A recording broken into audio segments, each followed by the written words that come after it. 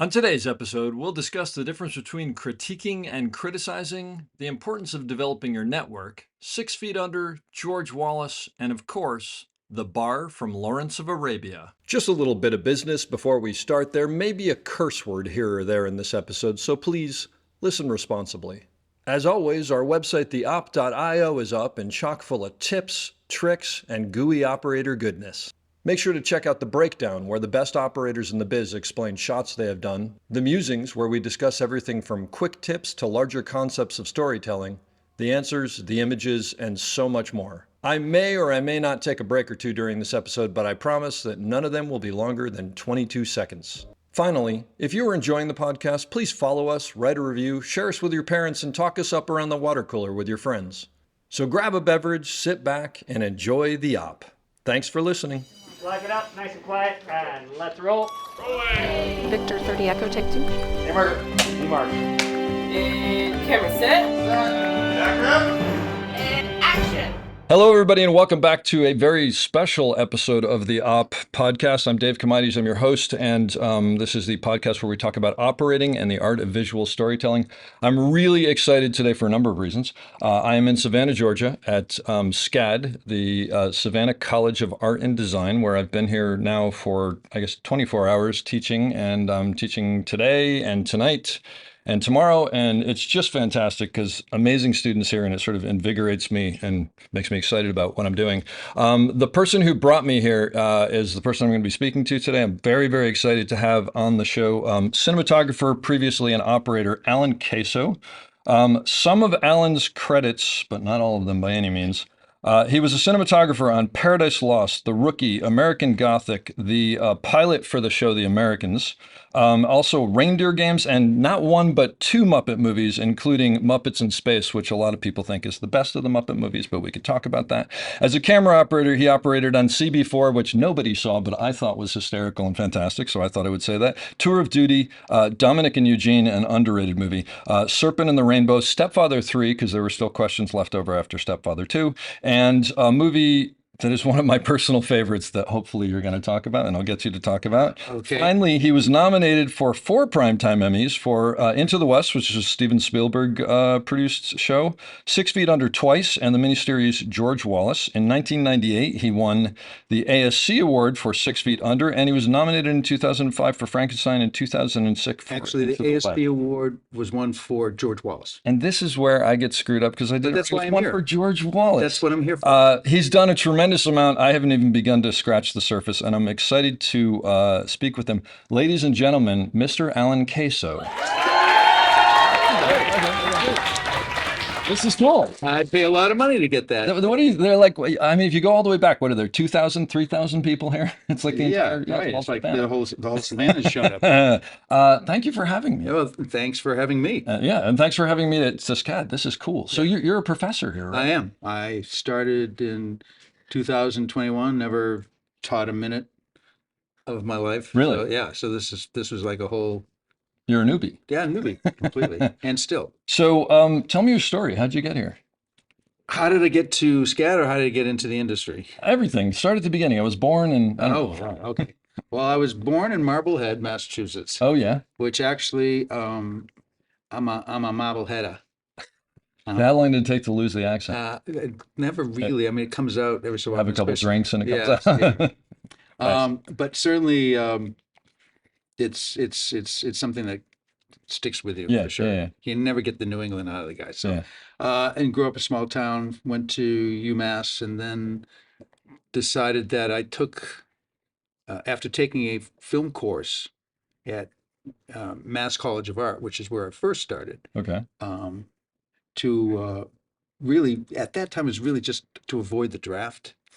Okay, because we're talking about the 70s, right in the middle of Vietnam. I think we actually owe a tremendous amount of filmmaking's history to people avoiding the draft. Absolutely.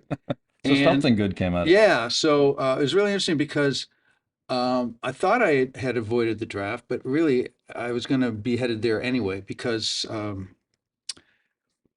my number was 228. At this point in the draft, they were now giving you lottery numbers. For people who are listening who may not understand, this was for the Vietnam War, and the Vietnam. draft meant when your number came up, you went. Yeah, you were brought into, usually it was the Army, In fact, I think it was only Army that drafted you because the Navy I think that's right. was volunteer, the Marines was Yeah. certainly volunteer. And the Army meant you were like A ground you were pounder. a Yeah. ground pounder. Yeah, you were a ground pounder. That's a You're lovely term. and most likely going to Vietnam Yeah. or in country. Good times. So my number was 220. I figured, oh, this is great. I'm never gonna, I'm never gonna get drafted. So when I got up to 225, Yeah. and they were picking them in groups of 5, I said, okay, I'm gonna be going in, right? I'm the next round. Right. So at this point, I had almost dropped out of Mass College of Art because there's really nothing in there that was really interesting me. Okay. I mean, I started as a graphic arts major, painting major. Nothing was really taking hold. I mean, I was an okay artist, but not that great. And I took a film course. And oh my God, my life completely changed Really? overnight. Do you remember I was something? even doing well in math and science because when something like that profound changes you, it affects everything in your life. Do you remember a movie that you saw in the film course that made you go, "Oh my God"? Like, was there one a particular thing or a couple? No, what really was is the first exercise I ever had was an editing exercise. Okay. And by the way, if you're promising or aspiring cinematographer, the first class you should ever take is an editing class. 100%. Nothing, don't even look at a camera till you take an editing. Actually, after you take psychology. Yeah, You should probably. take Yeah, because you have to deal with a Yeah, you lot. could deal Yeah, with right. that. Okay. Yeah. And we'll get into that. Yeah, that's a whole nother. So I took this course, and the first exercise we had was we learned how to cut and splice film. So you cut it, you put the glue on, you cement it, and you learned how to connect shots, different angles, whatever it was, whatever the shots were in the scene, you learn how to connect it. So the professor hands us all a roll of film. It's all exposed. It has a scene on it, and it has a scene from On the Waterfront. Oh, It's the scene with Lee J. Cobb and Marlon Brando in the back of the car, where I could have been a contender, and whatever he says, I don't remember. And the thing is, there's no sound, and all the shots are completely mixed up.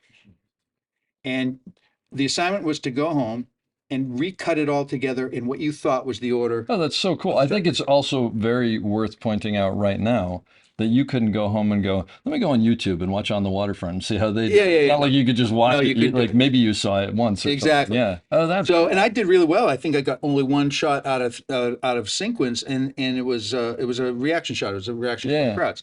So I did really well. But more importantly is working with shooting cameras and all that, and just for me being a very visual person, it was like putting all the best parts together. That's so cool. And so it really made sense to me.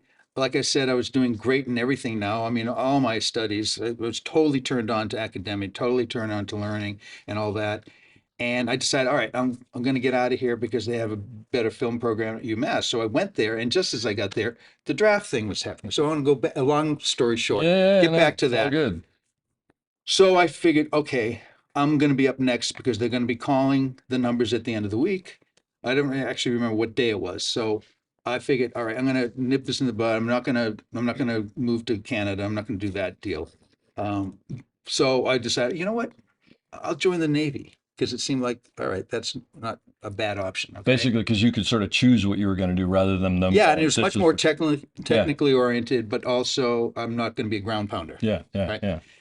So, so I go down to Northampton where they had a enlistment office, and I went to the Navy office, and I told him, what I was doing and all that. He goes, you know what, we're just not taking anybody right now. We don't need anybody. So I don't know what to tell you. hmm He said, I'll take your number, but I don't think your options are very good, right? So I go, oh God, so now what I'm going to do? So, but that next day, I get a call back from him, and he says, hey, you know what? I think I may have something here. A good friend of mine, he's in the Signal Corps, or whatever it was, the part that does communications. And, you said you were doing film and stuff. We could really fit you in on something like that. I could get you all connected up, set you up. And and I said, God, that's great. All right. So I go and get my hair cut, like really short. I tell my parents, they were all freaked out, but it's like the whole thing. I'm, working it out with my roommates to get the rents paid for the rest of our lease. And that next morning, I'm going down to the enlistment office to sign up, right? As I'm going out the apartment, I run into my roommate who's been up all night partying. And he goes, "Oh, hey, you must be happy and glad." I said, "What? What do you mean?" He goes, "Well, you know." And I said, "No, I don't know." And I was ready to punch him. I said, "Well, you know, you say you must be glad you're going to go and enlist in the Navy." Yeah. He goes, "No, didn't you see the news broadcast last night?" And I said, "No." He said, "Well, Nixon, you know what he said? The draft, they've stopped the draft." Oh my God. And to this day, I'm thinking, okay, what if I didn't run into my roommate and I went Oh down my God. and enlisted in the Navy? Or what if you ran into him on the way back? You're like, It would "Yeah, even been worse, right? Anyway, so There's no take backs on that. I don't. there's no Yeah. take backs. Oh, that's amazing. Wow. Yeah. So a side story to that was when I was talking to this guy, he was telling me about he and his wife were kind of struggling because I asked him like, you know, what are you doing now? He said, yeah, this, you know, kind of sort of like on half pay, and so we're really struggling, and you know, our washer broke down, and we don't know what we're gonna do. So I felt after I ran into my roommate, I had like $350 in my account. I went down and bought the guy a new washer. That's good karma, That's great. you know. I think that's And what's he saving was your so life. touched. That Yeah. guy was so Yeah. touched. Oh, that's wonderful. I like that. So anyway, from there I went to California Yeah. because there's two choices when you're on the East Coast. There's two choices actually where you were going to do film. This is early 70s. This is 70, It was the end of the draft. 73, 74. 74, Okay. right. All right. So if you were into narrative filmmaking, you go to Los Angeles. That's where all movies were being made. Oh. If you were into commercials or documentaries and stuff, it was more like New York. Oh, really? It was Really, like I mean, there was a that small split. feature group, but they were so tight knit and incestuous. I mean, Everything was like really insular in New York, then. especially in New York. Yeah, If yeah. you weren't, you know, the family of. Uh-huh. But in LA, it wasn't that much different because it was a very, very exclusive industry. And what I mean by exclusive is as opposed to inclusive, okay? Not exclusive like, oh, wow, that's really great. No, Yeah. exclusive. If you weren't the son of or the friend of a son of, and you weren't white and male, A male. I mean, You didn't get in. you didn't get in. And you're talking about basically the unions The mostly, unions, right? And also just the whole, Yeah.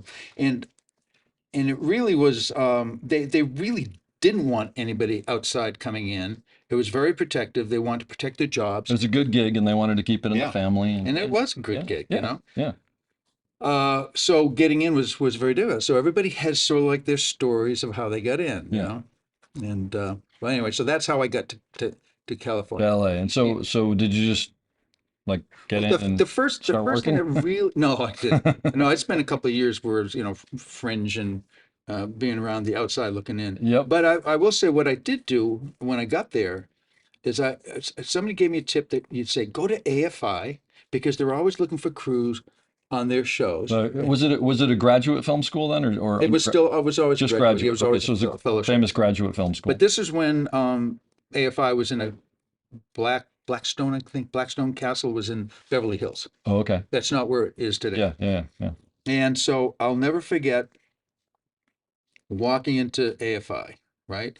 And I walk through these big gates, and there's this huge mansion with, you know, beautifully manicured grounds and a big circular driveway, and you could just see the top half of the castle above the Like trees, driving right? into Citizen Kane or Right, something like that. exactly. Yeah, It was like Xanadu, yeah, right? Yeah. Sanity. And there, right in the middle of the circle, was this dolly and this Panaflex camera, the old PSR. Ah, yeah. Big old monster, Massive. like the classic movie cameras you see in all the, you know, everything that's Yeah. about Los Angeles, you know. It's like the dream, right? It's like, the dream. yeah. And there was sitting there. Nobody was around. It was just sitting there on a dolly. And I'm looking around. So I go walking up and I'm still looking around. Have you ever seen one of these before? No. Okay. Yeah, yeah. No. I've only seen it In in a picture or pictures. something, yeah, Pictures, yeah. you know, the iconic Yeah, camera, sure. right? Oh, great. With the matte box and, you know. Yeah. And it's on a dolly, and it's like, oh my God. a So movie. I step up and look around again. So I stick my eye in the eyepiece. And oh my God, that first initial look completely swept me away. Because when Really? you look inside a 35 millimeter motion picture camera, it's like it's so big and so massive when your eye goes in there, it's like you've walked into a movie theater. That's cool. And all those years that I worked as a camera operator, shooting 35 millimeter film with 35 millimeter cameras, I never forgot that moment.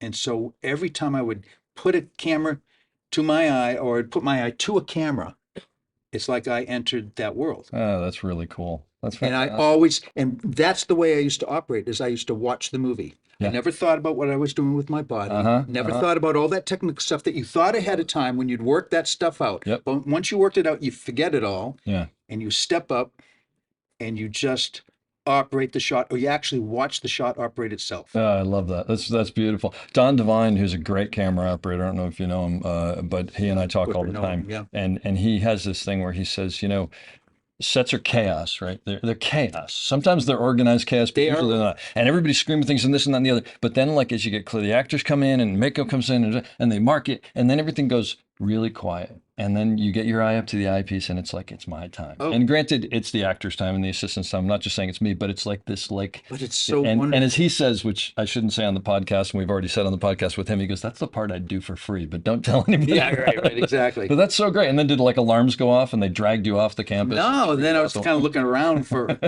so I went up there and who do I see but Vilmo Sigmund? No, who you I kidding didn't me? really kind of know, Oh. but he's up there and he's helping. Was he faculty or something? No, he had volunteered to help a very close friend of his who came over as a fellow who was directing his Wow. fellow movie, and Vilmos was shooting for him. This is So I get hired on as like the fourth grip to Oh, work. on some student film, Yeah, like some thesis film, film or but something. I'm watching Vilmos every day, We're at a- doing stuff, right? So I got tremendous experience on that, and then I became very close friends with a fellow guy named Steve Posey, who will Okay. come into the story later. I think I know where when- Steve Posey comes in. Yeah. Okay. Steve Posey comes in later, Yeah. and it's interesting He was because a student there? he was a fellow, Okay. Yeah. and he was in his second year there. All right. And was he in his second year? He may have been his first year because I knew him for a couple And of there are years. different tracks. There's like directing and cinematography. Right? Directing, So he was cinematography, the cinematographer? producing. What- Yeah, he was what- he was cinematographer. cinematographer. Yeah, he had come from Emerson, Okay. so that's kind of where we hit it off because he was also from the Boston So area. he's in the cinematography class, and Vilma Shigman is hanging out, showing them how to do stuff. That's Yeah, just like, it was I can't crazy. even- So anyways, but I get to go off and work on this thing, and then later I get to meet Steve and Jacques Haitkin. I don't know if you Jacques know Haitkin, sure. Jacques. I worked as a boom guy on his Yeah. fine Jacques film. Haitkin was an old time Steadicam. old time. Yeah. Oh yeah, One of the first group. yeah. Did And he then used he to wear, kinda- did he used to wear a patch? Was he the guy who wore a I'll patch tell you. over his eye? Well, let me tell you something about the patch thing. Okay, Okay. talking about that. Again, we go back to the eyepiece thing. You stick your Yeah. eyepiece in, and suddenly you're in peace. And Yeah. but sometimes putting your right eye to the eyepiece, your left eye, and we do this a lot. Yeah. You keep the left eye open and kind of see what was going Or you around. open and close it, or Yeah, but I always got to the point where I could actually concentrate my right eye in the frame and see that. But there was times when I didn't want to see all that and have that, so I'd use my left eye. yeah, and And then your bury- right eye's buried in right the- eye between the camera and the lens. So But yeah, so we'll get back to Jacques okay. Haitkin and his patch later. This is a So 6-hour podcast, but I'm fine with it. sorry. No, it's great. Where I'm going with this. Yeah, and I told you I was tired. Yeah, it's fantastic. But anyway, so yeah, so I got to be good friends with this guy, Steve Posey. But here's the thing about doing that, and it was the best thing I ever did, is that working on all these shows for free at AFI, that was where I started my network. That's where I started to develop my network. And that's what it's all and about. like what you guys do here at SCAD is the friends that you make and the group that you hang out with going up through the 4 years that are here. That's your network. That's your start of your network. Everybody's going to go their separate ways, but you're all going to stay in touch. And some of you are going to hit it big early. You're going to help your friends who are part of your network, who are going to lift them up. So that's how it all works. And the same thing, whether it's SCAD or whether it's just on the street, Sure. hard No, it's knock all- school, or all whatever it that is. stuff. Yeah. But anyway, so that's kind of how I got started. Yeah, yeah. Oh, that's Yeah. fantastic. So you started as a grip on that, and you sort of learned as you went and whatever. And then Yeah. what did you become a camera assistant at some point, or what was your Yeah, what a was your camera direct- assistant is kind of a Okay. interesting story. Yeah, what's right- But no, so I got a job at this little rental house. They had like an insert stage, and they'd have commercials going there. And so I went in there, and the guy's his equipment room and where he kept all his was really a mess. And I told him, hey, if you just pay me like minimum wage, I'll put the whole place together. Bam, And you're in. yeah, a guy named Bob Maxwell. Okay. And actually, the reason why I wanted to work for him is because Debbie Maxwell, his daughter, was really, really cute. 9 times out of Yeah, 10, it leads and up to that I kind somewhere. of want to do that. But she went and got married. But All right. anyway, so I worked for Bob, and he would crew out. He'd crew out and get crews who, they rent his stuff and for these little movies. Mhm. And so one of the early movies that I got to work on, as this was actually my first camera assistant job Okay. per se, but I was also a grip. Yeah, it was one of So I was those. a grip Yeah, and, yeah, and, yeah, and yeah. the second assistant, loader really. Yeah. Was a 3D kung fu picture called The Fists of Don Juan Do. Oh my gosh. Okay. And the Fist of Don Juan Do, it was actually a Chinese movie, but they needed a number of U.S. Yeah, sequences. local crew So to- they'd yeah. come over. Or So that's local what sequences, that's what yeah. we were doing. And Bob Maxwell's son-in-law, who married Debbie, she Not that you're bitter. yeah, right. So he was the DP, and he'd been shooting a lot for Bob. So obviously he's going to pick. Yeah, yeah, yeah. So being the loader, they wanted me to go meet and talk and learn the 3D system that this guy who developed it. Oh wow. So you know who it was that developed it? No. An old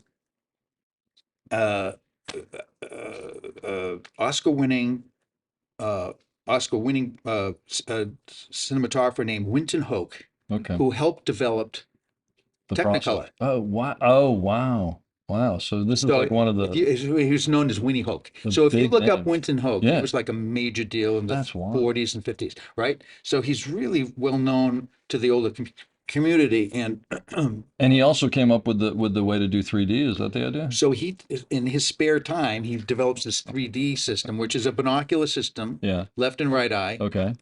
but it was all worked in so that the parallaxing was worked in with the focus. So it, All on one knob. It would So all as you, work together.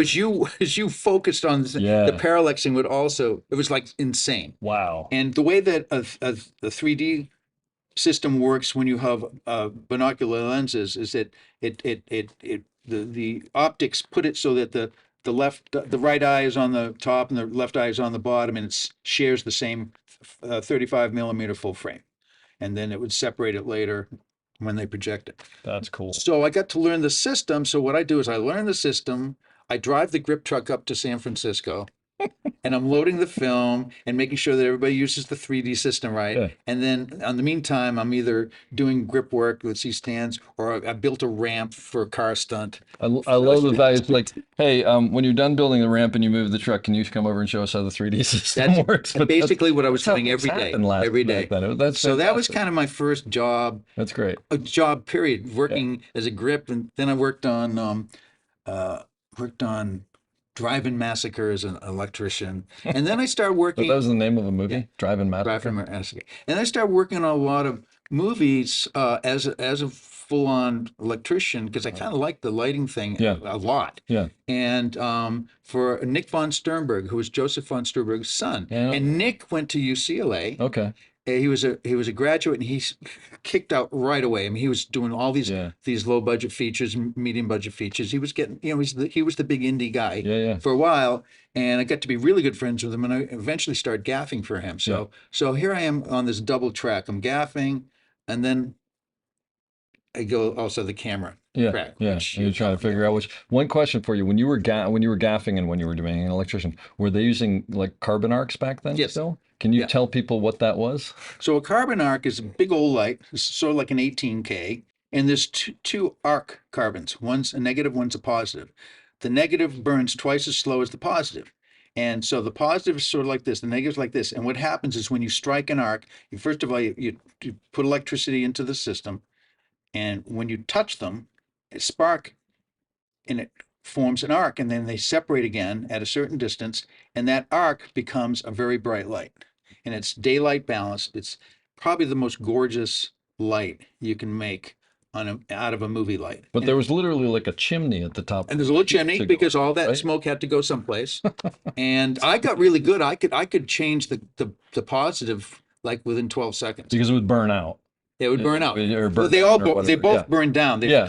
And what happens is that you have to trim the arc a little bit to change the speed so that the speed of the burn Yeah. is So if you were on a light, you'd have to keep an eye on it all day because all day you'd have long. to because it could go Yeah. out in the middle of a scene or something. Yeah. It's like a total So I remember some of these Wow. movies, we'd have three arcs, and Yeah. I'd be on an arc. amazing. So it's really great. Yeah. And it was really great because if you were an arc operator, you had like the best job because they had these grids that converted the whatever they did. I don't know what the electrical thing is, but they would convert whatever they convert, and they were really hot. So if you were shooting during the winter and it's really cold and you're up on your ladder and you put that grid right underneath you, There you you stayed go. nice and Yeah, warm. see, So it's really the best. survival. Yeah.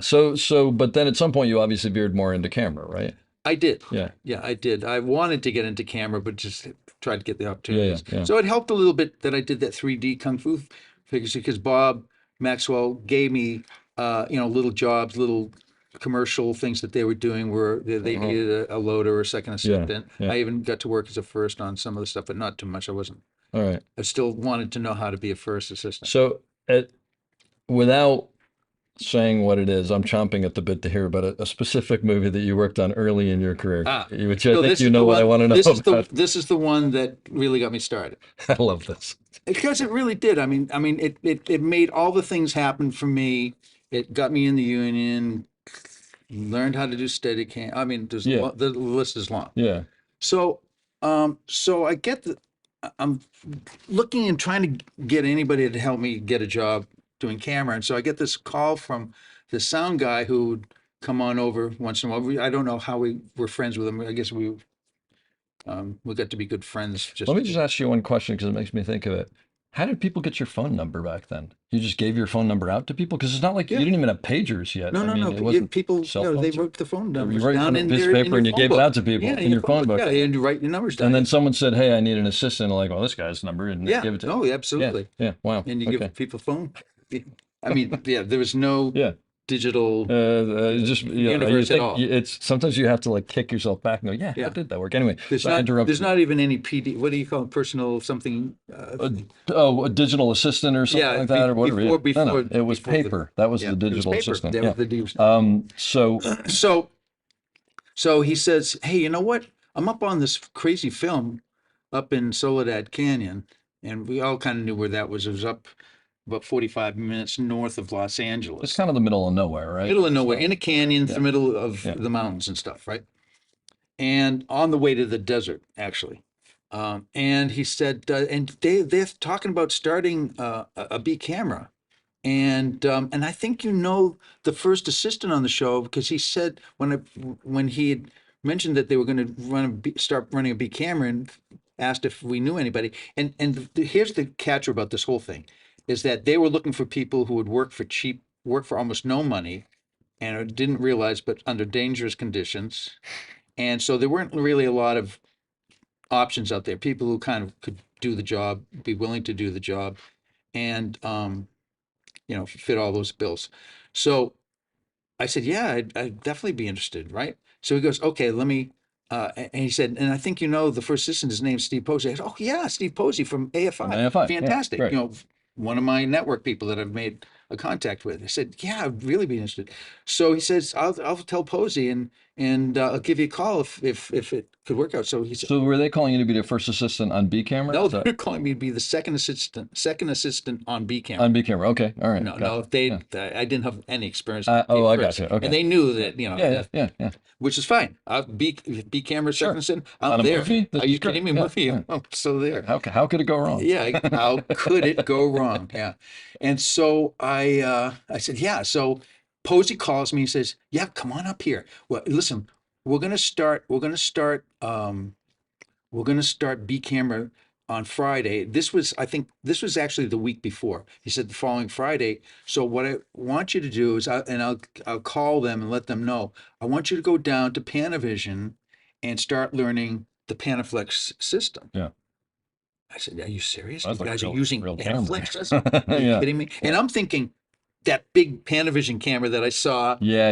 I had no idea that they were actually using Panaflex. Yeah, which is a smaller one, the newer. Which is like the hot deal. They had only been out for 4 years. Yeah. So they were like the hottest, greatest thing. They were like what's the latest, Alexa. And But there was a point at the beginning where they wouldn't even let you touch them unless you'd been like teched out on them. So was it still that's why you had to go down? Absolutely. Like, Panavision wouldn't let you touch would the not cameras let you unless touch it at do. all. Yeah. You have to go to the school. Yep. Yep. So I went down there, met Phil, met all those guys who had been there. Yeah. We know them to be forever, right? And so, who also ended up being great friends, long friends. So I get down there and I get checked out on the Panaflex, and I didn't realize till I get to Panavision there was actually the Panaflex. There's this little camera. They taught me how to load it if it was in my lap. They taught me how to that's all the amazing. different things. And So it was a game changer. I mean, it was a complete game changer because this was a complete. It was portable. It was essentially. portable, Yeah. but it was also a complete system. Yeah. So the iris rods worked, the follow focus, and it was all matched, and just it was brilliant. And so I'm ready to go. So I called Posey, all exciting, and he was kind of laughing because he knew that I'd get excited. He said, "Okay, good. So show up next Friday. I'll get ready to go." Okay. So next Friday, I get up. I'm supposed to show up at 12 noon. But I'm all excited and stuff. So I get up. I figure I'll just get there early because. And you haven't seen a script or anything, like you Oh no! you just Oh know no! what I the don't book even know what the name of the You don't movie even know is. the name of the movie. And for some reason he wasn't. I'd asked him a couple of things, but he wouldn't really tell me Yeah. what it was about or anything. And all right, This is great. yeah. So I'm driving up. I'm so excited. I follow the directions, and I come over this hill, and then there's this huge complex. It's sort of like this. It kind of looked like if you were approaching Disney's Jungle Cruise from a slight rise, driving down into the Jungle Cruise, right? So there's this huge area that's just all lush green stuff, and then there's this massive parking lot with all these cars, dirt parking lot, and there's this big barn. And I thought, how odd, right? And as I'm driving down in, the barn door opens as I'm driving down in, and this guy is taking this elephant and moving the elephant out of the barn. I go, what the heck? And there's an ambulance with the lights flashing at the gate, and the gate itself looks like a Jurassic Park gate. It's got the big thing above it with the kind of the bamboo stuff. And I mean, it just looked really bizarre. I'm saying, what the heck's going on here? And so I get down and I'm seeing all these people walking out. Everybody's leaving. I'm saying, where's everybody? So as I'm walking in, I see Posey standing there. Yeah. And he sees me. Come here. And as he's doing that, they're carrying somebody out on a stretcher with the lights flashing, right? And he's yelling out at, saying stuff. And I wasn't sure what he was saying, but he had a thick accent, I know All right. exactly what this is. And he said, you gotta keep shooting, all right? And he's, God damn it, we're gonna fucking shoot. So he's being carried on to the thing. And I said, Steve, what's going on? And as I'm walking up to him, I hear this, oh, oh, oh, oh. And I hear like echoes of this thing, right? I said, what is it? That sounds like a lion. And Pose, listen, we had a little problem here. And I said, who's that they were carrying out? And he said, well, that was the cinematographer. He had a little accident. And, so I'm going to be shooting for a while. I said, oh, that's great. Fantastic. And he goes, yeah, well, the problem is that the whole camera crew quit. And so it's really kind of like you and I, and I'm working on getting a second assistant. I said, well, what would I be doing? Aren't I the second assistant? No, I think I'm going to have you be the first assistant. Would you want to be the first assistant? Is this he's saying that I'm hearing all these lions now start chorusing? It's like a big fucking chorus, right? And I said, all right, what's going on? Yeah. He goes, all right, what happens? That's Jan de Bont. He Shut had up a on the day Jan de Bont. yeah, he had a mishap. There was this female line. Yeah, she was running through, and he was under this tarp. It was like a camouflage tarp, and he didn't put his helmet on because he just didn't do stuff like that, and he just wanted to get the shot done, and he's bobbing his head underneath the tarp, and you know how cats are with putting your hand under a blanket. Because you know how cats are. Yeah. And she just took a bite out of his head, and he had a big cut across his head. We need 125 stitches. His scalp was flopped down in front of his face, and they had to deal with that. So off he goes, and And then, And just out of curiosity, are you thinking that this might be a bad idea at any point here? Are you I'm thinking I'm going thinking to be a first AC? this is I'm already weighing all the odds and stuff. How long is it going to be till I get Yeah. bid? And, and what am I having to I really can't do? believe you showed up on the day that Jan de Bont got Yeah, it was scalped. crazy. That's unbelievable. Well, it was, So, and the movie was, and the movie was Roar. So I don't know if you know the movie Roar. which you've ever know, if you've never don't know about the movie Roar, it's considered to be the most dangerous movie ever made. It is without a doubt. I'm sort of obsessed with this movie. It took how many years to actually finish? 4 years. 4 years. Tippi Hedren starred in it. Melanie Melanie Griffith, her was in daughter. it. Her daughter was Then in it. Noel Marshall, who was married to Tippi Hedren, who the two of them, just as a little history, the two of them, Tippi had done a movie in Africa, and Noel went with her. Noel, by the way, is a very successful producer. He It was was the out of executive Africa producer. was the movie, wasn't it? I don't know what they No, what he Out did. of Africa was later. I'm sorry. Yeah. But I know that he was the executive producer on The Exorcist and Okay. a few other big Yes. hits at Warner Brothers. And as a matter of fact, Roar happened because of the money from The Exorcist. Yes, Yeah. pretty Anyway, much so. yeah. Right. Yeah, so they fell in love with big cats, and they in Los Angeles they had this house up off of Coldwater Canyon, and they started raising like a couple of lion cubs. Which, by the way, up in Coldwater Canyon is not out in the boonies. It's in Los Yeah, Angeles. it's right in the center of Los Angeles. And It's- you would go to their house and they'd have like lions walking around and sleeping in the bed in the So backyard. so the lions got too big, and the house was too small, so they bought this ranch, this preserve is what it was, and they thought that they'd save cats that were in jeopardy. So they weren't thinking of making a movie originally. Well, I think Noel was Yeah, the whole probably, time. yeah, He was okay, thinking yeah. about it the whole time. Yeah. He's thinking, hey, this is a Actually, great. no, from reading her biography, when they were in Africa, he said, I had He's an even- idea for a movie, and they were going to do it there, and then they said, let's do it. And I don't know at Maybe what that's point. what it They want, at some point, someone should have said, I think this is a bad idea. I'm taking the more benevolent Yeah, story. I I'm guess. taking I'm with you. Tippi's story. Sure, you should. It's Yeah, Tippi, absolutely. Tippi, her heart was in the right place. Absolutely. He just wanted to save the cat. And for the record, by the way, she still actually has a preserve called Shambhala in Los Angeles, or where Shambhala. she saves Shambhala, where she saves big cats, and you can go visit and whatever. You know, But so like if Yeah. if a zoo closes up, or Yeah. they find that, and this happens a lot, some knucklehead in New York City has a pet yeah, lion that they've been on sort the of, Upper East Side of yeah, a you're right, two-bedroom apartment. and sneaking the. But so how many years were you on this movie? So I was on it for 4 years, and the reason why I was on it for 4 years is because while I was there, another thing, it's crazy, the dates and things the way lined up. The day that I started was 30 days and counting to the closing of what was called the open season. Now, I told you all about the fact that it was a very exclusive industry. Getting into the union was Yeah. extremely difficult. It was a classic catch-22 where, you couldn't work on a union job unless you had gotten 30 days, and the only way you could get 30 days is if you worked on the union jobs.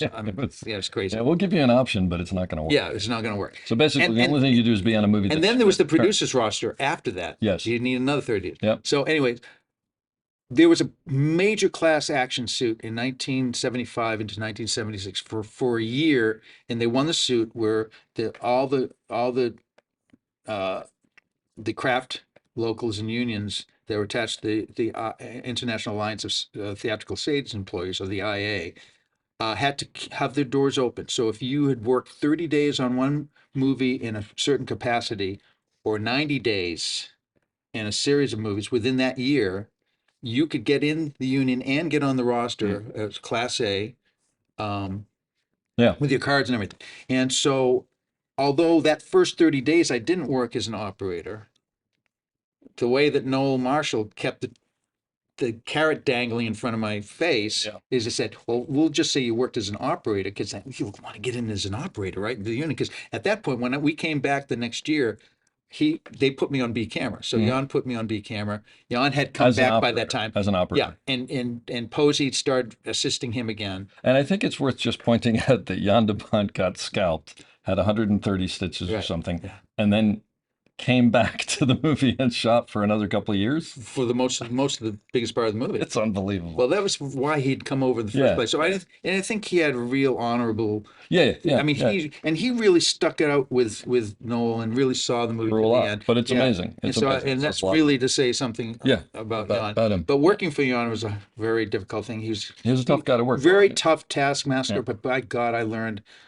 everything I know about camera operating from that guy. He That's was great. literally one of the best operators I'd ever worked for, and a really terrific cinematographer, and also a good friend at the time. You know, we got to be really good Yeah. friends. But you know, it was the reason why it took 4 years. First of all, is because it was seasonal. The trees would lose the green leaves and stuff. They'd be up there spraying everything green for a while, but even that didn't work. So they'd finally have to shut down around November, and then wouldn't get back till March. And why did we have to keep on coming back? It's because of the cats. They had a script. The script was all right, but they would never do what you wanted them to do. When you say cats, how many? There was about 300, a 300? little under 300. There's about 200 and something cats, lions, tigers, Which, by the way, black don't exist leopards. on the same continent. So No, no, no. that, But that's that was another part of bit. this goofy story that was going on. Wait, lions, tigers, Black leopards, cheetahs, some cheetahs, There was a mountain lions. and there was a hippo, right? No, there wasn't a hippo. Wasn't a hippo? No, no. But we had some cheetahs for a while, but they left. Okay.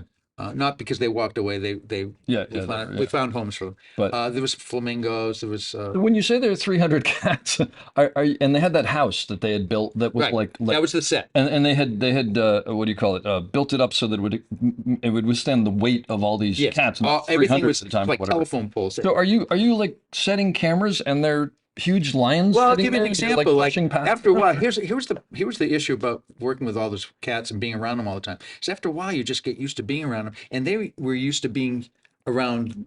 They were used to you being around them. And are they sort of like warm and cuddly some of the time? Or, They were I mean, they were affectionate. like, Yeah. do they do what cats do? Well, They rub up first of all, against you, or- what the cats would do is traditionally what they would do is like the male cats would always be attracted to the female humans. This is true, and the female cats would be attracted to the male humans. Well, you As say- far as just being friends. But I mean, in like pushing up against them like cats do Oh and my stuff. God, that listen. stuff? So there would be times when we'd need to change the camera position, and there'd be 2, 3 cameras that we'd be working with. And you've seen a picture of the whole camera crew, right?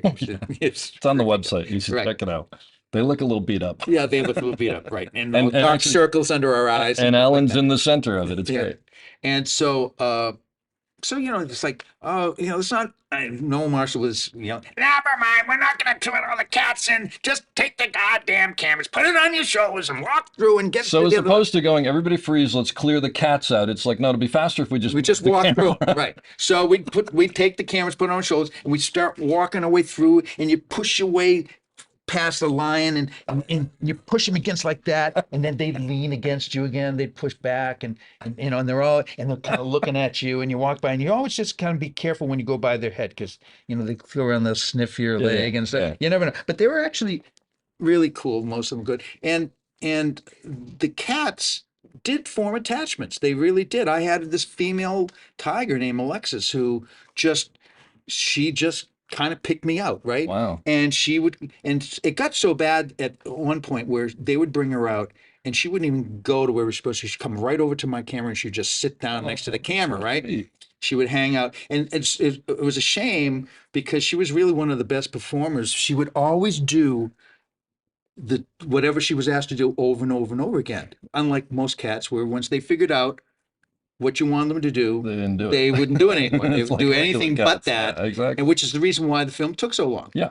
Because they would do it once. Oh, we didn't quite get it. God damn it. Why didn't Yeah. you get that shot? You know, all right, well, let's try it again. And we'd work a half a day trying to get the same shot. Wouldn't work. And one of the cats would do something crazy, different. Oh, that's great. Yeah. All right, this is what we're going to do from now on. So the script constantly changed. It was constantly being molded and changed and added and subtracted and stuff like that. And wait, let me just ask you a question. So she'd come over and she'd sit down next to your camera, and you were used to that. And I mean, would you like reach down and Oh yeah, yeah, give a couple of scratches. Give and a stuff. Yeah, and then and this makes no sense at all. But I mean, remember, all right, we can't use Alexis anymore. So what they did is they had Alexis. She was delegated to being sort of the nursemaid over the young male lions. They found for some reason that a female tigress would do better as the nursemaid to all the young male lions than a lioness. Than a lioness. It's crazy. Yeah, I don't know. whatever. They had this thing going, and for some reason Noel was mad at me because the cat messed picked me it up. up. Yeah. Because I messed it up. Yeah, like you're dating the cat or something like that. Yeah. Cat's better than me. I didn't do anything. So did people get bit all the time? I mean, Not all the time, but people got bit. I got bit by a black leopard. you get bit by a black Yeah, I leopard? did. It was more like a nip because I pulled my arm. Like enough? Well, it is. Yeah. So they had all the black leopards up in this tree, and they were all hanging down like leopards do, Oh you my know, with the God. legs like that. And Noel says, "All right, let's move the cameras. No, let's not take all the cats off the tree. It'll take us all day to do that. Let's just move the cameras. Let's walk with the cameras, right?" So I had the Panaflex with me. I'm walking, and as I'm going underneath this limb, I reach onto the limb to get on the other side. But as soon as I put my hand there, I immediately jerked my hand away because I knew, because the cat was right there. And sure enough, it had tried to take a bite and just got a tooth right in between the two No bones way. in your right You're lucky there. you pulled away. It could have been. Because once they get possession of something, they don't let go. Oh God. That was it. So and the assistant who was behind me, well, he sort of said, "Watch out," just as I pulled my hand away. Yeah. And then Noel comes over and says, "Ah, God damn it, let's get the cat off the tree. Now the cat's no good for the next week." Screwed it up. Yeah, just screwed up the cat. Thanks a lot, Making Alan. difference. And blood's coming out of my. And The Noel said, show must go now, on. Yeah. now that cat's no good So, for a week. so then do they bring the ambulance in for you? No, I just got a ride for somebody. Yeah. And at that point, Acton was this tiny little town. Oh yeah. And this was somewhat early in the whole process, but by the end of the movie, they had a health clinic that was almost like the size of a hospital, just because they had to deal with so many things. Because of all the stuff coming off. All the little things. Yeah. That's amazing. So good. Didn't you tell me once that like once you get bit by a cat, it's like months of antibiotics and Not whatever? really. It can be. It Yeah. can be, and it was with Noel because he got his whole leg like grabbed by one of the young male lions with Yeah. big, huge puncture holes. Wow. But this one, so I got to the clinic like within 40 minutes, 30 minutes, and Yeah. they had irrigated. Have you ever had a wound irrigated?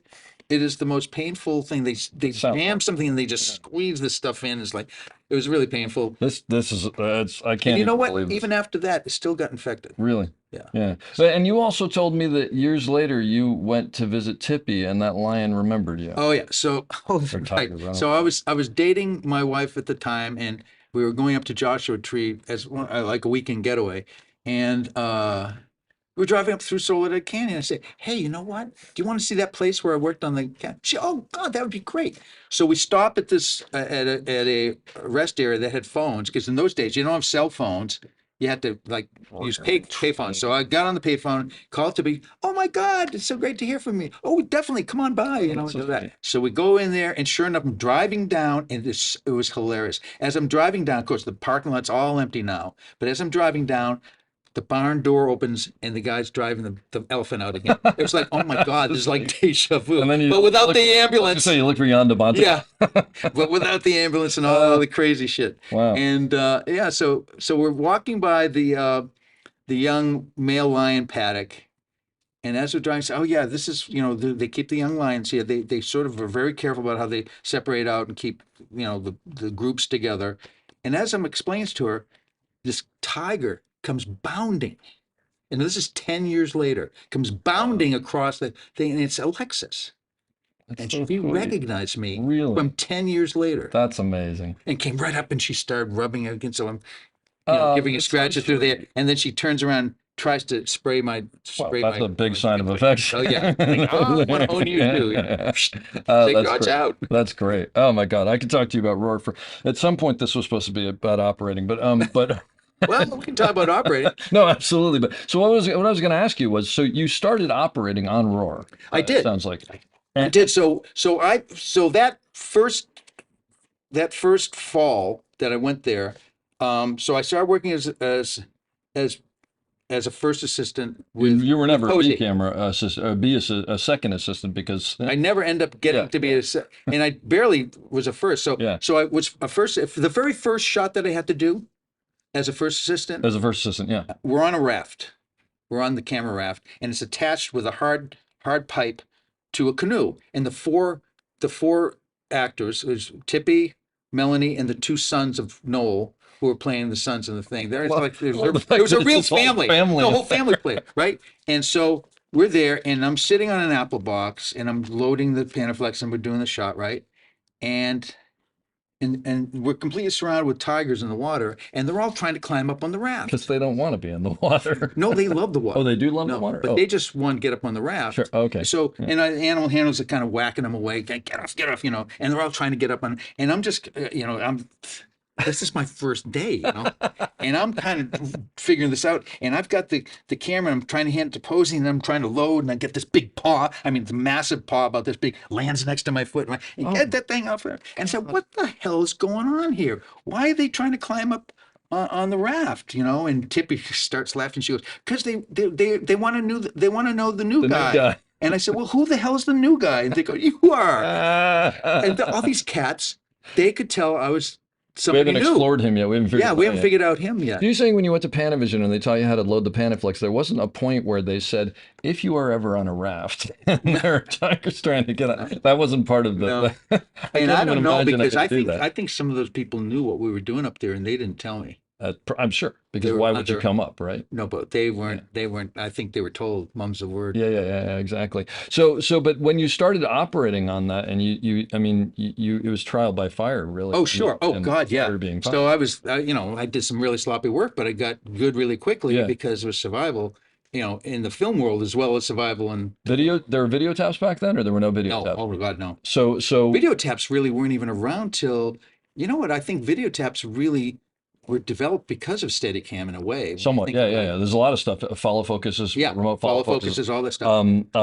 But so when you say you screw up, so you're on B camera, you do the shot, you screw it up. You're the only one who knows that you screwed it up because you're the only one seeing the eyepiece. Absolutely. So do you immediately go, I screwed that up? Absolutely. I didn't get that, You or I take the got hit? that. Yeah, take the hit with Jan, because Yeah. God damn it, Jesus Christ, how can you miss a fucking shot like Yeah, that? yeah, You know? yeah. And then he'd also say, "Oh, that's so great."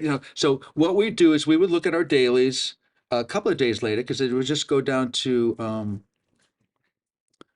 I forget the name of the lab that was doing color lab. I don't think it was called. I forget the Yeah, there were a movie couple of them movie back then. movie Yeah. lab. I think it was movie Okay. lab. Anyway, so we would look at the dailies the next day because they had a flatbed. They had a steam bed. Oh, you seen it on a steam back. And they'd have three screens, Yeah. and we'd see all three shots. Oh, okay. They'd sync them together, and we got Oh. to see our stuff. So it was really great. Yeah. So we got to look at our stuff pretty much Do you- right away. do you-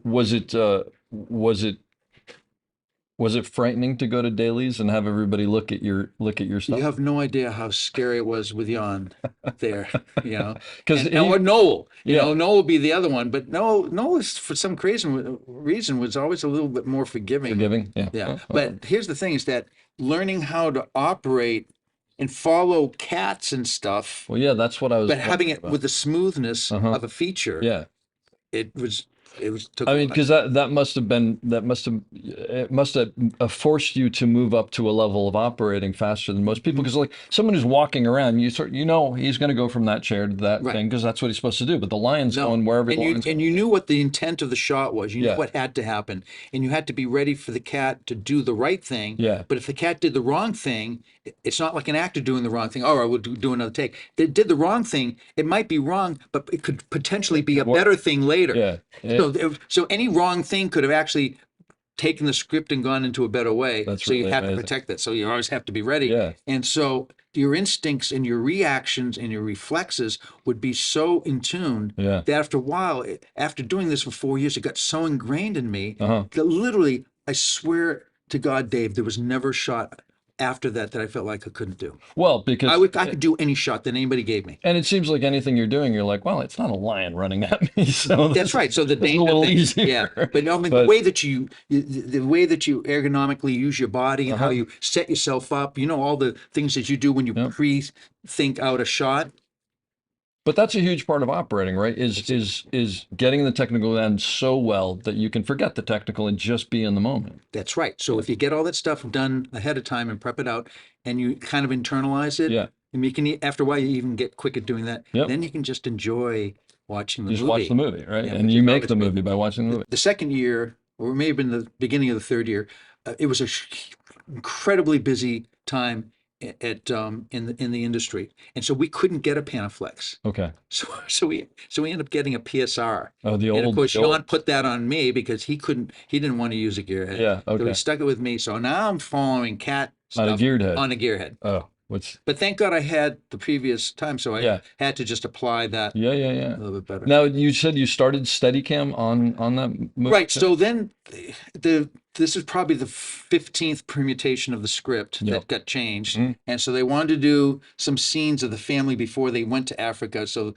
they built some. So in the middle of this lagoon house, Yeah. they built a rec room in their house that's supposedly in Chicago. Yeah. Okay. With a stairway, and it was a whole big deal. Yeah. And they wanted to do this big sod with going down the stairs and all that. And then they wanted to do some other stuff with the cats and stuff like that. So Jan sent me down to Panavision for almost 3 weeks To learn how to to do learn. Steadicam. And I learned on Wow. I learned on the Panaglide. Panaglide, which was But which is fine, Steadicam's yeah. sort of or If you could do Panavision's it- version of it. And if you they- could do Panaglide, you could easily do Steadicam. because it was horrible. Because it was horrible. It was Yeah. much more So difficult. what year is this? 78. So this is really early. I mean, 3 years late after the. Yeah. And they had just come out with the Panaglide. and there weren't that many operators yet. No. Yeah, No, and- there's just the initial Yep, the Group. core group. the Yeah, core group, yeah. and That's incredible. and I was like, sort of like, there was You remember what it was like when they first put it on you? Were you just like, this is nuts, or I was, but you know what's funny, because it felt right. yeah, It felt good. I mean, I never felt like I had to struggle with it. that's cool. Yeah, You know, I found my core center and balance really quickly, and so I was able to move on to the second level Yeah. fairly quickly. and how long had you been operating at that point? Like when you started doing so? So 2.5 a couple years. Yeah. So did sort of your ideas on framing and following story and things like that, did they translate to Steadicam, and that was just like They a did. new way of doing No, they it? did, and again, that a lot of that had to do with Jan and Yeah. overseeing what I was doing and instilling in me. All Yeah. right, you might be shooting something that you think is kind of like a documentary, but I want you to nail, Yeah, good sure. compositions at all times, Oh, that's especially when you land with So it something. translated. And so when we got to something as tame as shooting a normal scene in a quote unquote rec room in Chicago, oh, that was like home free. That's that was real- fun. that's Even if really- it was on a Steadicam. Yeah, yeah. Um, And so after that movie, were you basically like people knew you went out there and like, hey, I'm a Steadicam operator? I sort of did that, but I did a little more slowly than probably I should have. Yeah. So, but my first big break on operating and doing Steadicam was for Robert Elswit when we did Wallace Across Texas. Oh wow, amazing. And like I cinematography. said, and Ernest Day was the director. Who Ernie? Oh my gosh. Ernie Day was the camera operator for Freddie Young. So Ernie had operated Lawrence of Arabia and Dr. Zhivago. So I'm working for this guy. It's like, oh my Ernest Day, that's I worked incredible. twice. Really? Yeah, so I worked with him on that, and worked for Robert, which is also amazing. Yeah. And they wanted, did a lot of Panaglide, that we had because it was a Panavision show, but a lot of Steadicam. And I think that was a big reason that they hired me, because they took a chance on me. I wasn't an A operator at that time, but that was my first big A operating job. And I did really well. I did so well that when Ernest came back to DP a show later for HBO, called As Summers Die, he asked for me and had me come. Wow, that's really Yeah, cool. That's and really for cool. years after that, we always exchanged Christmas cards and stuff. Only because I'm never going to get a chance to ask many people this. Did he give you any cool stories about Lawrence of Arabia? He did. Can you did. share one? Yeah. So one great story is the king of Jordan. It's just the fact that it starts with the king. Brought them in because he wanted to he loved movies. He loved Western movies, and he wanted to bring filmmaking into Jordan. And so, and the British were really the one industry, the film industry, that really shot around the world. Yeah. Because at that point, they had already done big movies all over the world. Yeah. And so, so when Lawrence of Arabia became a reality, and David Lean was going to direct that, he got to meet the king. But they brought him in, and there was one caveat about bringing the crew in, is that the fact that they don't drink alcohol, in Jordan. Oh, okay. That was a big thing. And Brits like to have a beer after after a day Forget of it. work, You won't or get during a you day of won't work get you won't sometimes. get the British crew to even work Yeah, if yeah. they don't get to have their bar at the Yep. end of the They day. got to go have a pint. And Yeah. and they were even willing to forego the drink at lunchtime, but you damn well better have a bar for us. Yeah. And Yeah. not only that, so what they did is when they were shooting out at the Wadi Rum, they basically had a tent city. They were Yeah. going to have to do that anyway, so it's not like they were, To put the crew up and right, and whatever. Yeah. Yeah. because Yeah. Addis Ababa said, no, it's not that. I'm thinking I can't remember the name of the city, That's all right. but it's down by the Yeah. Wadi Rum. Yeah. Uh, they built this huge tent city, and what the King of Jordan did is he had a bar tent done Yeah. because they were enclosed. They were an enclosed situation, Yeah. It was, so it didn't get it was out. self-contained. And he had a hand carved bar 100 feet long, built, made and For built the crew. for the crew. Wow. I wonder where that landed up. Well, it landed in three pieces. Oh, yeah? So one third of it is, I think, it's still like in a museum or something in Jordan. Oh, that's cool. One third went back to England, Yeah. and it may have been at the studio there, the Okay. Shepperton studio Yeah. for a while. I don't know. Somebody told me that they. Oh, that's great. But this is a story from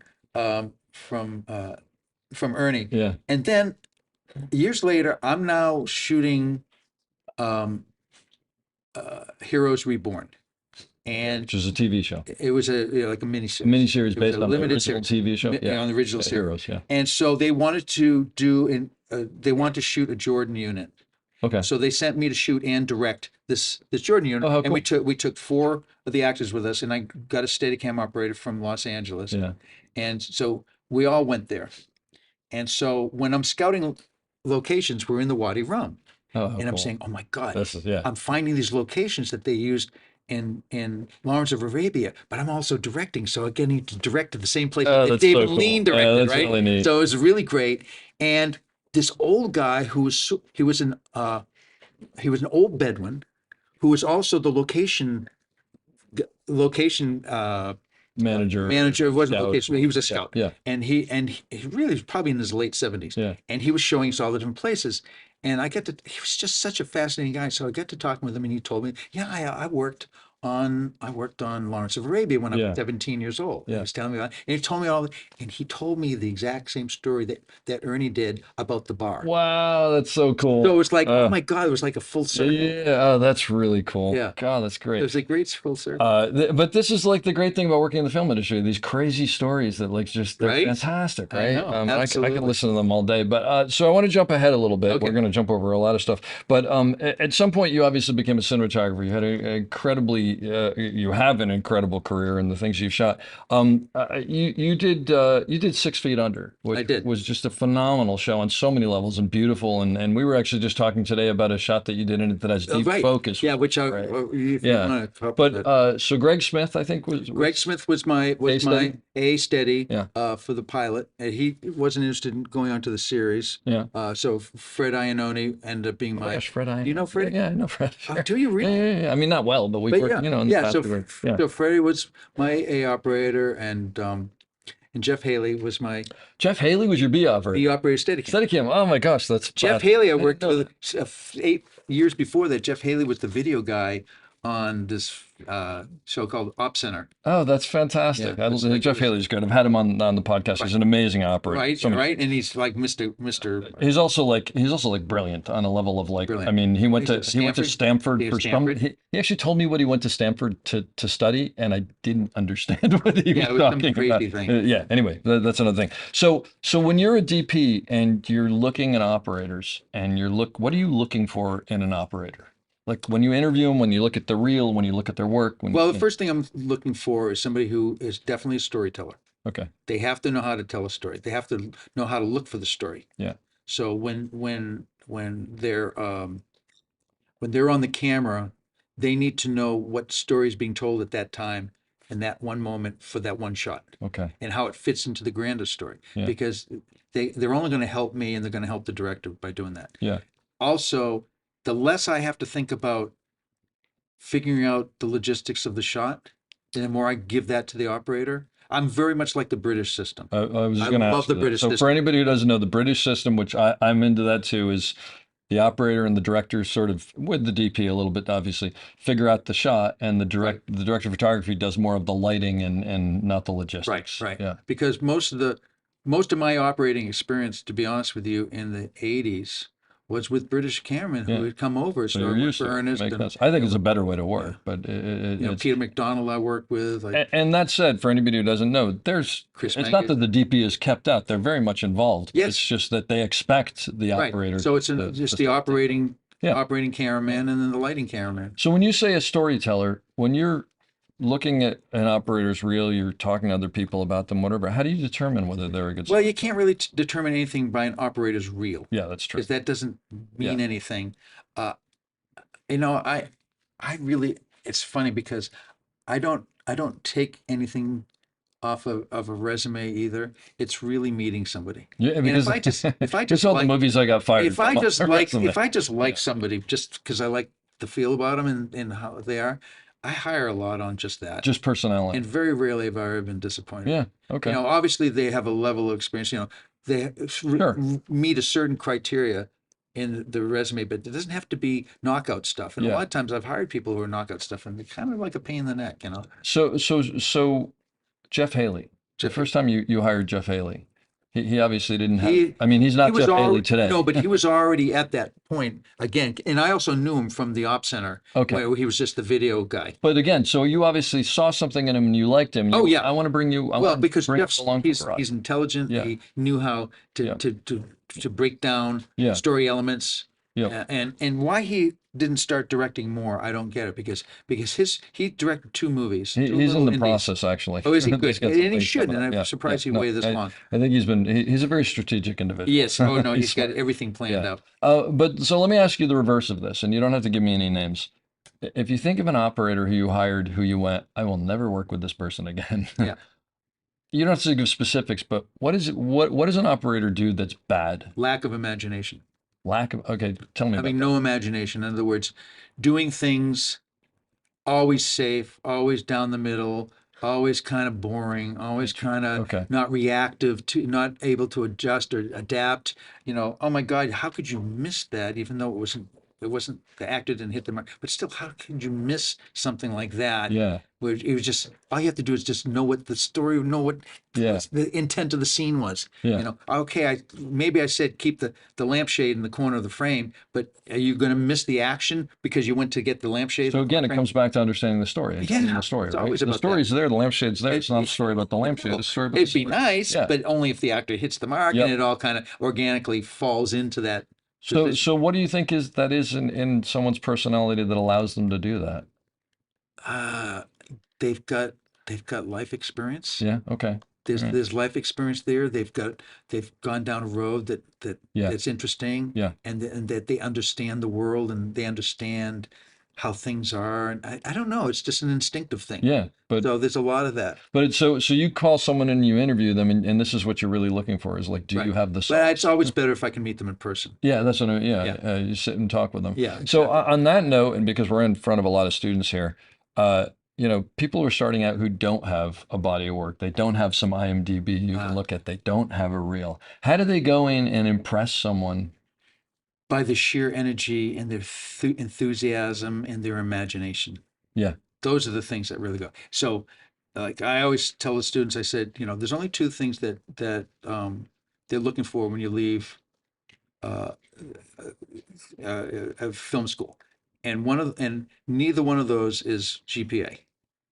They could care less, unless you were going to law school and you're going to work at the front office as a Yeah. Different deal. an Yeah. accountant Yeah. or something Yeah. like that. That's completely separate. But if you're going to be in production, all they're looking for is your body of work Yeah.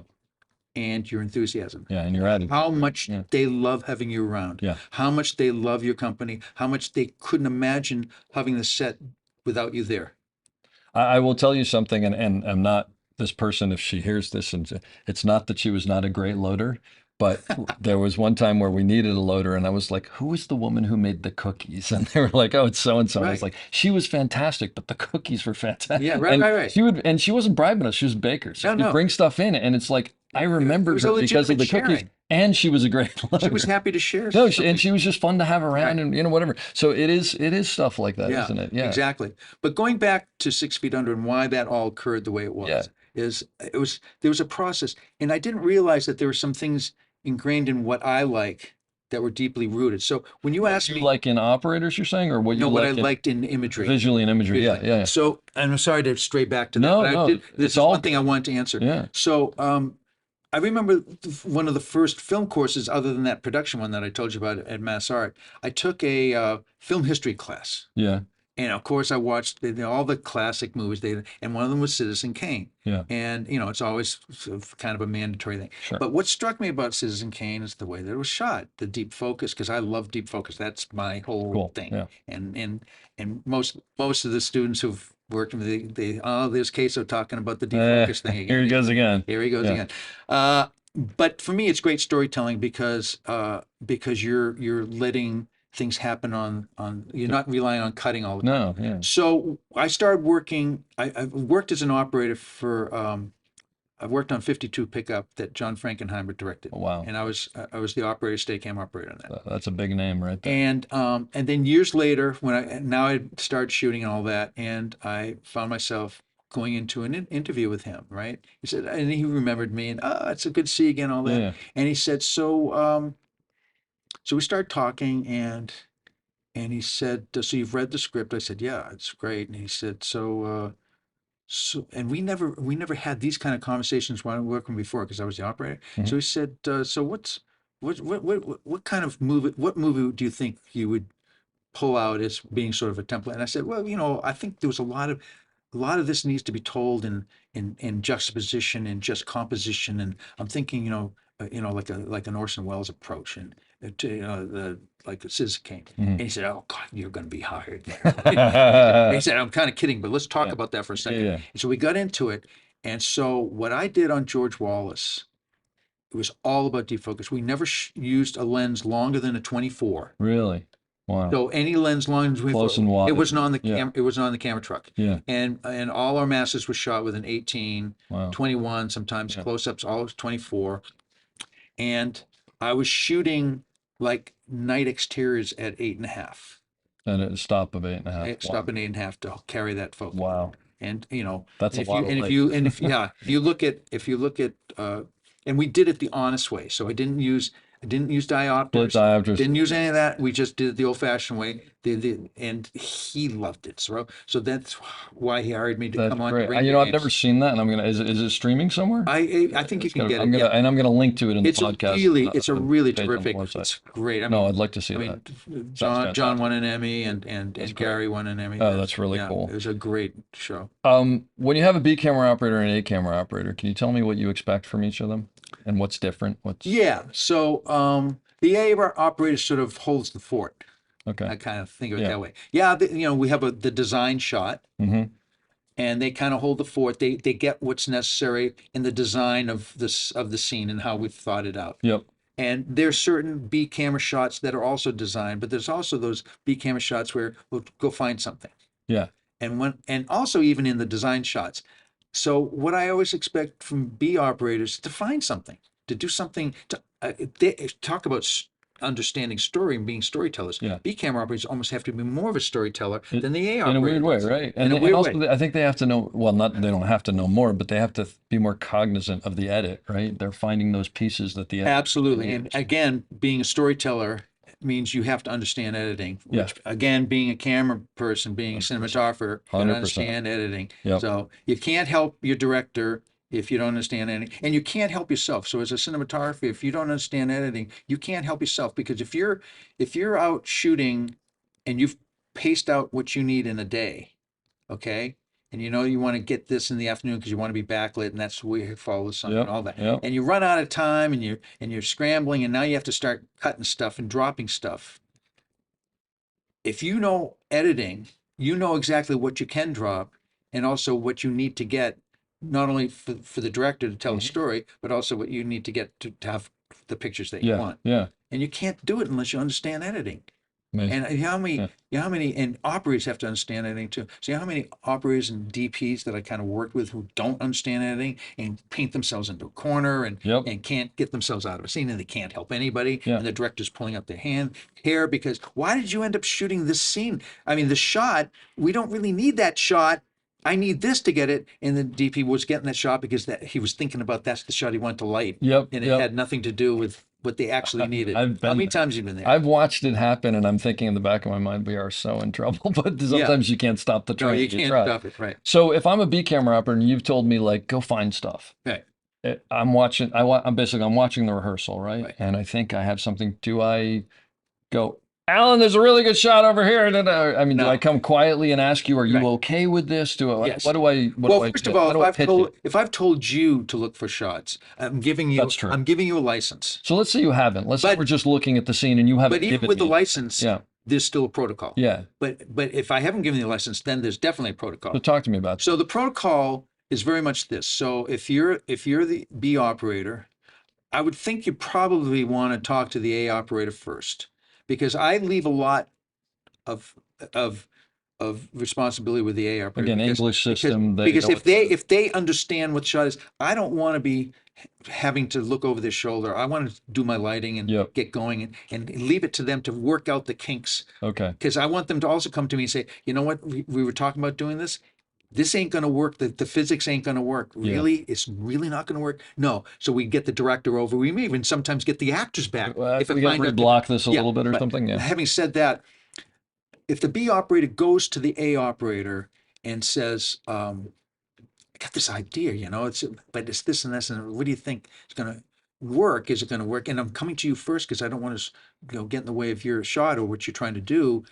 And the A operator, and I really demand a good relationship between A and B. And I don't like A operators who are really, really territorial. I don't want you stealing my thunder, right? Yeah, it's like, come on, guys, Yeah. let's quit that, because at the Yep. end of the day, there's no A shot, there's no B shot, they're all A shot. Yep. Exactly. Whatever ends up in the final cut is an A camera It shot, tells the story. It's an age. right? Yep. So, boom. So I want them to already have a really positive relationship, and if they do, then there won't be an ego, and the Yeah. A, No, no, say, you know absolutely. what, that's a great idea. Yep, yep. And most of the time, a good A operator is going to let the B operator come and sell his own story. Yeah. Yeah. You Yeah. know, and Absolutely. sometimes he says, you know what, let me handle this one because I really like your idea and I'm going to get it done. there's some but politics, I there's- better Yeah. deal with this one. So it's great. But Yeah. so then they would come to me. Yep. I would want them to come to me. Yep.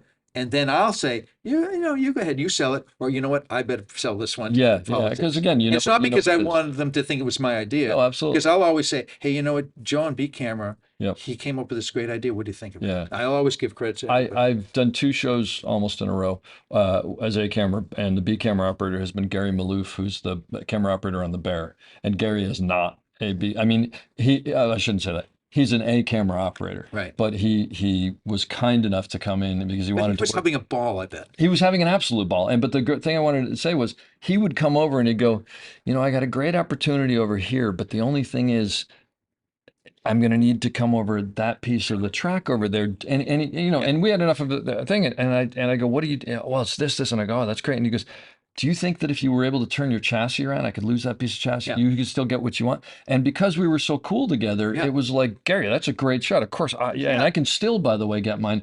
Or sometimes he'd go, I can get this, but it's going to really screw you at this end. And I don't want to do that to you. And then he'd leave it in my lap and I'd Yeah. go, it's worth it or it's not. Yeah. But it basically Sometimes was, you'll say, you know what, I Yeah. don't need that part of the show. no, and then Or sometimes you I'd say, go, you know what, Gary, I'm taking my track away and going to the truck. We're going to do your shot because it's so much better than mine. But I mean, he's a full-on storyteller, and that's why the Bear is so. I mean, among And other. that's why when you have a really tight crew Yeah. where everybody works Not together, about ego. It's just it's about. not about ego. better. It's who's the best idea. Yeah, I don't. Do you It's ever always work with about Tommy perfect. Shalami? Do you know Tommy Shalami? No, but I told you I've worked with his wife. That's right, Christine Yeah, Latty. But and I remember she told me that she was going to go work on this thing, and Alan Caso was the the DP, and he goes, "Oh, you're in great hands." Oh, that's Which cool. is a very That's nice high compliment praise from him. But I you did know? West Wing when ER Live, and I've been working with Yeah. Tommy forever. Tommy's the kind of guy who will absolutely know the shot's this, and they bring here, and they come here, and they come here, and they come here, and the craft service guy will walk over and go, "You know, it'd be better from over there," and he'd go, "Oh my God, it's so much better." You know, I mean, he doesn't care where Well, the that idea actually comes from. happened to me with the craft service guy.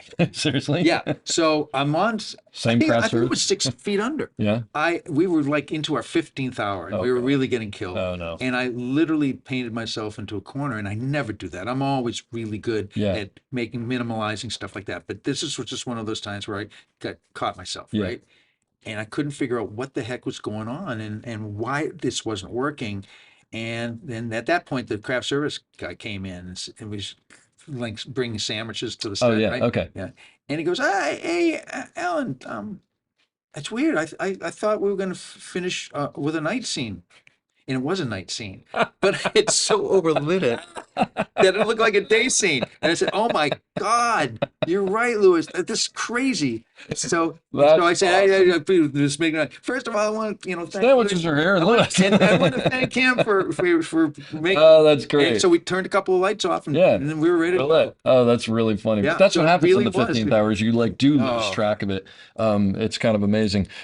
As an operator, back to when you were an operator, did you ever show up and you were with a dolly gripper, you were with an assistant who wasn't as good as you needed them to be? Yeah. And if so, how do you make that? What do you do? How do you make that work? How do you bring someone up who, is not quite there? Well, first of all, you have to, usually it's a shot. You realize, oh my God, I'm in trouble now because they Yeah. can't. So you have to do a quick repair job. So you just have to take a lot of that on yourself. Yeah. There's a lot of things you can do with operating to minimize the Sure. screw ups, the Yep. inability to do a boom. So basically, they've pitched the shot, and you're like, this dolly gripper, this assistant can't do that. Right. So then it's like, maybe we'll be on a little wider lens. Maybe Yeah. we'll be a little farther. to deal with it. So, And yeah. then you got to sit them down and say, guys, this is what I need from you. Yeah. Do you think you can get there? And I've only fired like 2 people in my It's the entire worst thing life. in the world. But sometimes it has to happen. Yeah, it has to It's happen. just- it's But just only the in way my it is. entire life, only fired 2 people, and I'll stick with people to the end of a show, and then I may not hire them Yeah, again. yeah.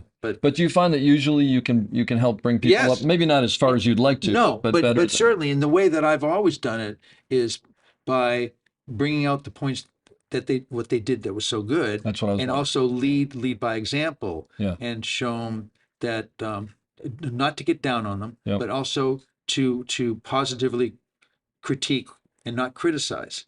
So Oh, critique that's and not criticize. So you give them a place to go. Yeah. So you give them a suggestion. Here's Now, how this could yeah, be better. This was is what great. I. This was great. This is but what I was better. kind of did when I was in this situation. Yeah.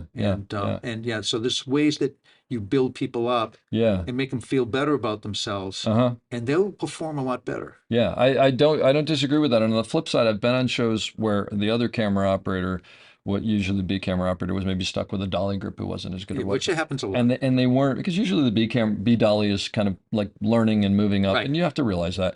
And I've had them, and I enjoy working with them because you help move people up. Right. But and let's just say these operators didn't have the best of personality. Right. And there was not a lot very of like dressing down, and it just, I could just see it falling off the cliff. And I went You're over. never going to get any There's better. one time and I they're went probably over and getting I was worse. like, dude, you may even be right, but this is not going to get better this way. I can see what's happening. He's shutting down. It's Yeah, not good. shutting down. So again, it's like, hey, that was great. And what I've done actually with assistants before who I know are struggling, I'll go, you know what?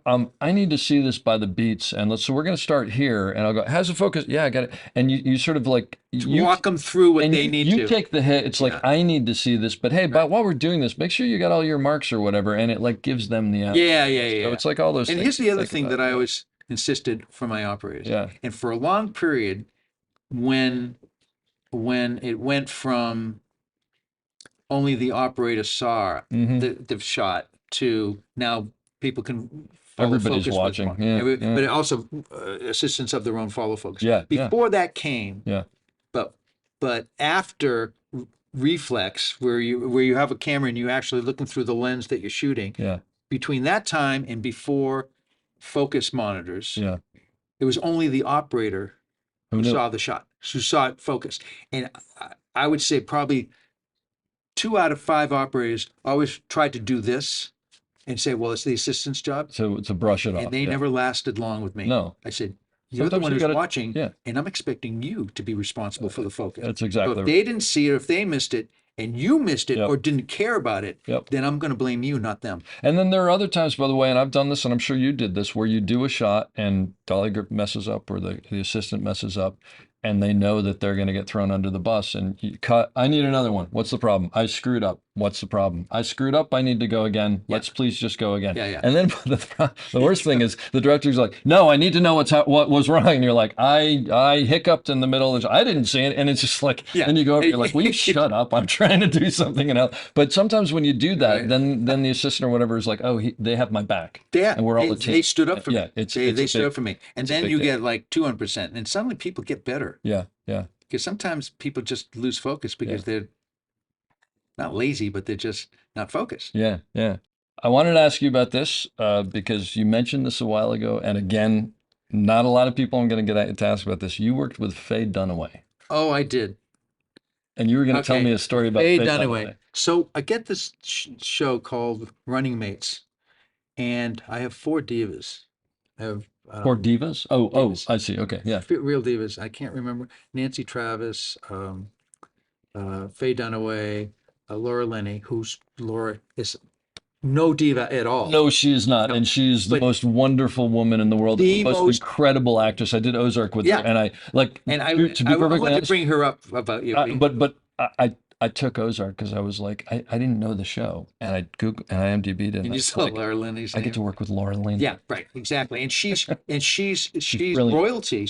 And she also, by the way, she directed for the first time on the show great. and blew it out of the Yeah, water I'm sure because she she's so smart. But anyway, yeah. No, she's royalty. So, but Faye Dunaway is like, And known a little bit for I need to be oh lit a no, certain way and I no, want to look a certain she's the way. person who strikes terror in any cinematographer. It's like if a cinematographer finds out that they're going to be working with Faye Dunaway. Faye Dunaway, they say, oh, I don't think I'm going to take that job. That's Okay, a because tough she's infamous for beating up cinematographers. She has a love, not even a love hate, just a dislike hate relationship with Yep. cinematographers. And every cinematographer has always had bad experiences with her. And I always thought, God, if I'm going to be a DP, and this is before I even became a DP, one person I'm never going to work with is Faye Dunaway because I heard these Yeah. stories No, forever, absolutely. right? And so I get hired on the show, and they're still casting, and I find out that Faye Dunaway has been casted. I So said, "Oh my you've taken the show and then Yeah. it's like and Faye oh my Dunaway. God, how Well, it could, was a good career, how right? could this happen to me?" And this is at what point in your career? Like how This is just before 6 Feet Under, but after working with Frankenheimer. Okay. So I've had some chops, and Yeah, yeah. I know how to. I've Yeah. got a thick skin at this Sure. point, right? Yeah. So I started analyzing. Okay, what is the thing that Faye Dunaway demands that cinematographers always hate? And it's of course she wants to be lit, just all this soft light from the front. Okay, so what are ways to make that look really great? Yeah. And I started thinking about all the different ways, and I started come up with a whole bunch of different lighting scenarios that I could do in a lot of different things. Like if I want something moody, all right, well, it's just going to be very little fill light, and it'll be a lot of backlight, or Yeah. something like that. They can always make it look good. So I felt pretty confident that I had a plan. So then somebody had the great idea. That was the director. We're going to do some screen tests on all the actresses. I want to see how they look. Okay. And so we work out this day. I think we're at the stages at Panavision. And so we're going to do the screen test, right? And so they're all there. So all the first three women come in, meet them for the first time. Laura Linney, who I've always wanted to meet. She was a huge help during the whole show. Oh, I'm sure. She just told me all the stuff that was going on and helped. Yeah. So I had a great thing. No So question. then it got time. Also, by the way, you cannot light Laura Linney poorly. No, She is gorgeous. You couldn't screw that up. No.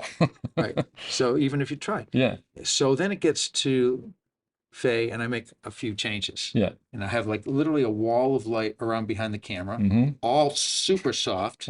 You couldn't buy a shadow. Yeah. Okay. You just couldn't buy a shadow. And I had some backlight that was stuck way And just out of curiosity, when she came in and first met you as a cinematographer, was it? Well, I'm going to tell you what happened. Yeah. So, so let's get ready for Faye now. Oh, okay. Okay. Faye, she's still in the room. Okay. Is Faye coming out yet? No, she hasn't come out yet. So now it's 20 minutes later. The other actresses are gone.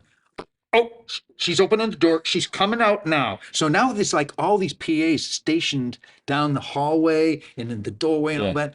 She's made the turn. She's coming down the last hallway now. So it's like that.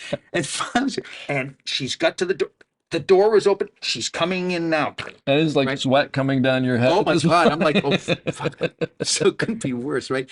And she comes in like, like that. And she goes, all right, where is the, and she looks at the lighting setup.